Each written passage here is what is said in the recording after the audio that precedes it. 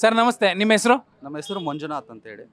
Sir, ಈಗ already ಕಾನ್ಸ್ಟಿಟ್ಯೂನ್ಸಿಯಲ್ಲಿ ಒಂದು ಬಿಸಿ ಶುರುವಾಗಿದೆ. ಏನು ಅನ್ನಿಸ್ತಿದೆ ಸರ್ ಉಪಚುನಾವಣೆ ಬಗ್ಗೆ ನಿಮಗೆ?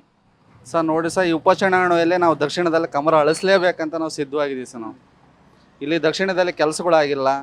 ಶಾಮನೂರು ಶಿವಶಂಕರಪ್ಪ ಸತತ ಬಾರಿ 16 ಸತಿ ಆಯ್ಕೆ ಆಗಿದ್ರು. ನಮ್ಮ ವಿಧಾನಸೌಧದಲ್ಲಿ ಅವ್ರು ಒಂದು ಕ್ವಶನ್ ಕೇಳಿಲ್ಲ ಸರ್ ರೈತರ ಬಗ್ಗೆ, ಒಂದು ಇದನ್ನು ಮಾಡಿಲ್ಲ. ಅವ್ರಿಗೆ ಏನು ಸಹ ಅಂತಂದರೆ ಅಧಿಕಾರ ಬೇಕು ಸರ್ ಅವ್ರ ವ್ಯವಹಾರಗಳು ನಡೆಯೋಕ್ಕೆ. ಅದಕ್ಕೋಸ್ಕರ ನಾವು ಈ ಸತಿ ದಕ್ಷಿಣದಲ್ಲಿ ಕಮಲ ಅಳಿಸ್ತೀವಿ ಸರ್ ನಾವು. ಅಲ್ಲ, ನಿಮ್ಮ ದಾಸ್ ಕರಿಯಪ್ಪ ಅವ್ರ ಹತ್ರ ಏನೂ ಇಲ್ಲ, ಅವ್ರ ಎದುರುಗಡೆ ನೋಡ್ಕೊಂಡ್ರೆ ಅಫಿಡವಿಟಲ್ಲಿ ಅವ್ರ ಹತ್ರ ದುಡ್ಡಿಲ್ಲ, ಹೆಂಗೆಲ್ಲಿಸ್ಕತ್ತೀರಿ ದೊಡ್ಡ ಮನೆ ಎದುರುಗಡೆ? ಸರ್ ಈಗ ನಾವು ಸಂವಿಧಾನದಲ್ಲಿ ಕೆಲವೊಂದು ಸುಧಾರಣೆಗಳು ತರಲೇಬೇಕು ಸರ್. ಈಗ ಇಷ್ಟಂತ ದುಡ್ಡಿರೋರು ರಾಜಕೀಯಕ್ಕೆ ನಿಲ್ಬಾರ್ದು ಅಂತೇಳಿ ನಾವು ಕಾನೂನು ಮುಖಾಂತರ ಒಂದು ಏನಾರು ಸಂವಿಧಾನ ಹಿಂದೆ ಅಂಬೇಡ್ಕರ್ ತಪ್ಪು ಮಾಡಿಬಿಟ್ಟಿದ್ದಾರೆ ಸರ್. ಅದೊಂದು ಏನಾರ ದುಡ್ಡಿರೋರೇ ನಿಂತ್ಕೋಬೇಕು ಅಂತಂದ್ರೆ ಸರ್ ಬಡ ಸಾಮಾನ್ಯರು ಯಾರೂ ನಿಂತ್ಕೊಳಕ್ಕಾಗಲ್ಲ ಸರ್. ಅದೊಂದು ಇಷ್ಟು ಕೋಟಿ ಇಷ್ಟು ವ್ಯವಹಾರ ಅಂತ ಇದ್ದಾರೆ, ಎಲೆಕ್ಷನ್ ನಿಂತ್ಕೊಬಾರ್ದಂತ ಒಂದು ಹೊಸ ರೂಲ್ಸ್ ತಂದ್ರೆ ಸರ್ ಬಡವ್ರ ಮಕ್ಕಳು ಬೆಳೀತಾರೆ ಸರ್. ಅದಂತ ನಾನು ಹೇಳ್ತೀನಿ ಸರ್. ಅಲ್ಲ, ನೀವು ಹೇಳಿದಕ್ಕೊಂದು ಕರೆಕ್ಷನ್, ಅಂಬೇಡ್ಕರ್ ತಪ್ಪು ಮಾಡಿದ್ದಾರೆ ಅಂದ್ರೆ ಅರ್ಥ ಅದಲ್ಲ. ಜಾಸ್ತಿ ದುಡ್ಡಿರೋರು ಎಲೆಕ್ಷನ್ಗೆ ನಿಲ್ಬಾರ್ದು, ಯಾರೋ ಬಡಪಾಯಿಗಳು ಅಥವಾ ಮಧ್ಯಮ ವರ್ಗದವರು ರಾಜ್ಯಾಧಿಕಾರಿ ಸಿಗೋದಕ್ಕೋಸ್ಕರ ನಿಲ್ಬೇಕು ಅಂತ ಇದ್ದಿದ್ರೆ ಸರಿ ಇರ್ತಿತ್ತು ಅನ್ನೋದು ನಿಮ್ಮ ಉದ್ದೇಶ ಆಯ್ತಾ? ದುಡ್ಡಿರೋರೇ ನಿಂತ್ಕೊಂತ ಇದಾರೆ ಸರ್, ದುಡ್ಡಿರೋರೇ ರಾಜಕೀಯ ಮಾಡ್ತಿದ್ದಾರೆ, ದುಡ್ಡಿರೋರ ಮಕ್ಕಳೇ ಬೆಳೀತಾ ಇದಾರೆ ಸರ್. ಈಗ ಎಲ್ಲಿ ಸರ್, ಎಲ್ಲಿ ಕುಟುಂಬ ರಾಜಕಾರಣನೇ ಇಲ್ಲ ಸರ್. ನಾವು ಒಂದು ಪಕ್ಷ ಅಂತ ಹೇಳಲ್ಲ, 3 ಪಕ್ಷದಲ್ಲಿ ಇದೆ ಸರ್. ನಾವು ಅದನ್ನ ಕಾಮನ್ ಥಿಂಕ್ ಒಪ್ ಮಾಡ್ಕೊಂಡಿ ಸರ್.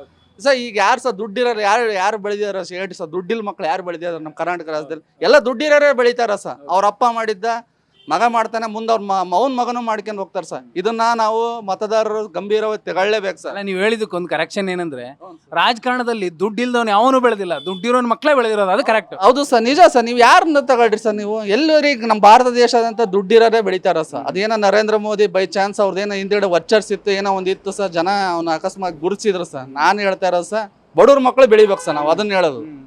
ಅಲ್ಲ, ಇಲ್ಲಿ ಡೆವಲಪ್ಮೆಂಟ್ ವರ್ಕ್ಸ್ ಏನೂ ಆಗಿಲ್ಲ ಅಂತೀರಾ? ಇಲ್ಲ ಸರ್, ಏನಾಗಿದೆ ಸರ್ ದಕ್ಷಿಣದಲ್ಲಿ? ಏನಾಗಿಲ್ಲ ಸರ್. ಎಲ್ಲ ಉತ್ತರದಲ್ಲೇ ಫೆಸಿಲಿಟಿ ಇದೆ ಸರ್. ದಕ್ಷಿಣದಲ್ಲಿ ಒಂದು ಹಾಸ್ಪಿಟ್ಲ್ ಇಲ್ಲ ಸರ್. ಹೋಗ್ರಿ ಸರ್, ಆಜಾದ್ ನಗರ, ಭಾಷಾನಗರ ನೋಡ್ರಿ ಸರ್, ಎಲ್ಲ ಹೆಂಗಿದೆ ಸರ್. ಪೂರ್ತಿ ವರ್ಸ್ಟ್ ಏರಿಯಾ ಆಗಿದೆ ಸರ್.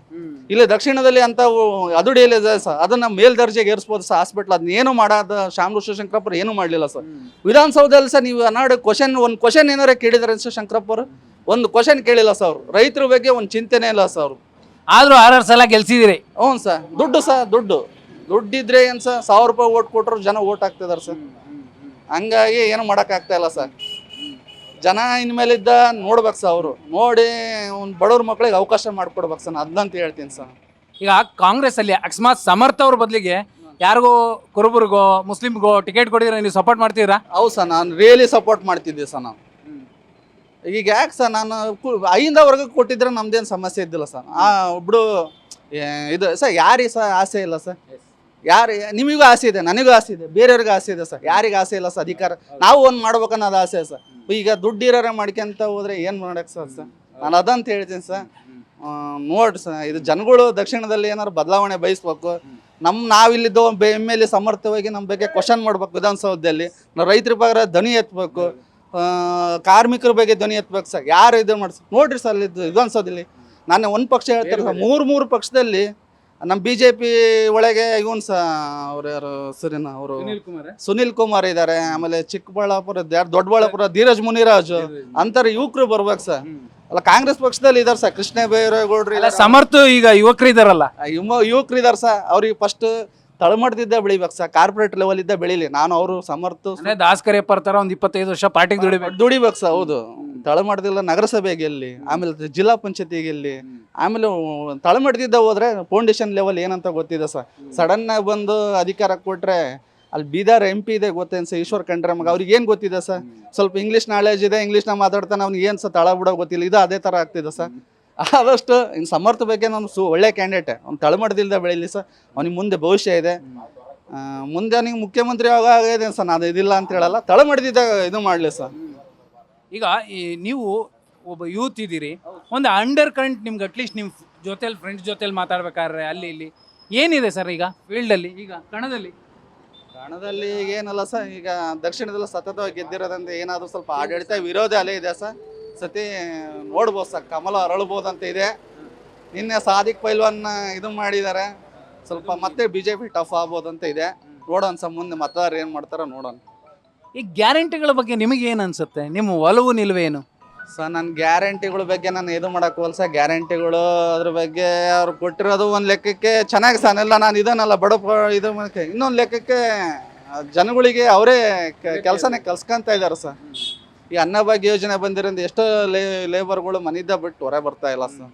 ಅದನ್ನು ಸೂಕ್ತ ರೀತಿ ಎಜುಕೇಷನಿಗೆ ಕೊಡಲಿ, ಆರೋಗ್ಯಕ್ಕೆ ಕೊಡಲಿ, ರಸ್ತೆಗೆ ಕೊಡಲಿ, ಅದಕ್ಕೆ ಇದು ಮಾಡಲಿ ಸರ್. ನಮ್ಗೆ ಅದಕ್ಕೇನು ತೊಂದರೆ ಇಲ್ಲ ಸರ್. ಈ ರೀತಿ ಜನಗಳಿಗೆ ಇದು ಮಾಡಬಾರ್ದು ಅಂತ ನಾನು ಹೇಳೋದು ಸರ್. ಆರೋಗ್ಯ, ನೀರು, ರಸ್ತೆ ಇವು ಕೊಟ್ಟರೆ ಮೂಲಭೂತ ಸೌಕರ್ಯಗಳಿಂದ ಸರ್ಕಾರ ಅದಕ್ಕೆ ಕೊಡಲಿ ಸರ್. ನಾನು ಗ್ಯಾರಂಟಿ ಯೋಜನೆ ಒಳ್ಳೇದಲ್ಲ ಅಂತ ಹೇಳ್ಸೋದು ಒಳ್ಳೇದೇ, ಆದಷ್ಟು ಸ್ವಲ್ಪ ಕಡಿಮೆ ಮಾಡಿ ಈ ಥರ ಸರ್. ಈಗ ಇದನ್ನ ನೋಡ್ಕೊಂಡ್ರು ತಮಿಳ್ನಾಡಲ್ಲಿ ಮತ್ತೊಂದು, ಈಗ ಎಲ್ಲ ರಾಜ್ಯದಲ್ಲಿ ಇಲ್ಲಿ ಗ್ಯಾರಂಟಿ ಸ್ಕೀಮ್ ಮಾಡ್ಕೊಂತವ್ರು. ದೇಶದ್ದು ಏನು ಸರ್, ಬೇರೆಯವ್ರು ಯಾರೋ ಬಂದು ನಮ್ಮ ದೇಶದ ಮೇಲೆ ಯುದ್ಧ ಮಾಡೋದೇನು ಬೇಡ ಸರ್. ಈ ಥರ ಗ್ಯಾರಂಟಿ ಯೋಜನೆಗಳು ಕೊಟ್ಟರೆ ನಮ್ಮ ದೇಶ ಇದರಿದ್ದೇನೆ ಹಾಳೆ ಆಗುತ್ತೆ ಸರ್. ನಾನು ಅದನ್ನಂತ ಹೇಳ್ತೀನಿ.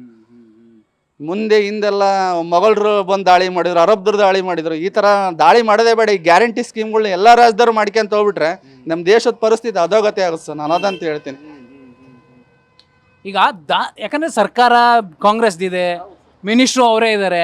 ಒಂದು ವೇಳೆ ದಾಸ್ ಕರಿಯಪ್ಪರೇ ಗೆದ್ರು ಅನ್ಕೊಳ್ಳೋಣ, ಏನು ಕೆಲಸ ಮಾಡಿಸ್ಕತ್ತೀರಿ ನೀವು?